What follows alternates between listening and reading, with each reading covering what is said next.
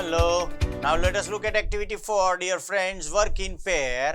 પેરમાં કામ કરવાનું છે. What can your pet dog do for you and complete the paragraph? તમારો જે પાળીતો કૂતરો હોય, બધાને કૂતરા ગમે, ડોગ મને પણ ગમે છે. નાના ડોગ્સ હોય, મોટા ગલુડિયા, તો તમારે તમારા પેટ ડોગ વિશે લખવાનું છે. I have a pet dog. It's very cute. મારી પાસે એક પેટ ડોગ છે અને બહુ ક્યુટ છે, બહુ મસ્ત છે, રૂપાળું. It has long and silky hair. એને સિલ્કી હેર છે.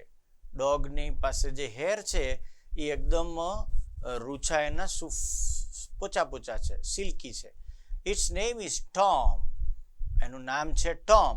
It is like my family member. અને મારા કુટુંબજનો જેવું છે. It can not do many things for મી.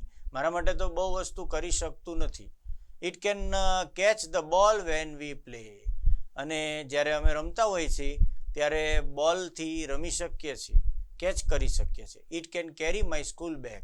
અને મારી સ્કૂલ બેગને પણ ઉપાડી જઈ શકે છે. I have a Pat dog. મારી પાસે પાલતું કૂતરું છે. It's very cute. રમાડવાની બહુ મજા આવે એવું, નાનકડું, બ્યુટીફુલ છે. It has long and silky hair. એને લાંબા વાળ છે, સિલ્કી હેર છે. It's name is Tom. એનું નામ છે Tom.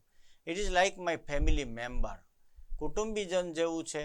It can do many things for me. મારા માટે ઘણી વસ્તુ કરી શકે છે. It can catch the ball when we play. જ્યારે રમીએ ત્યારે બોલે કેચ કરી શકે છે. It can carry my school bag. અને મારી સ્કૂલ બેગ ઉપાડી શકે છે. You can see the dog here. It's a very cute dog. Long ear, લાંબા કાન, પિંક લેગ.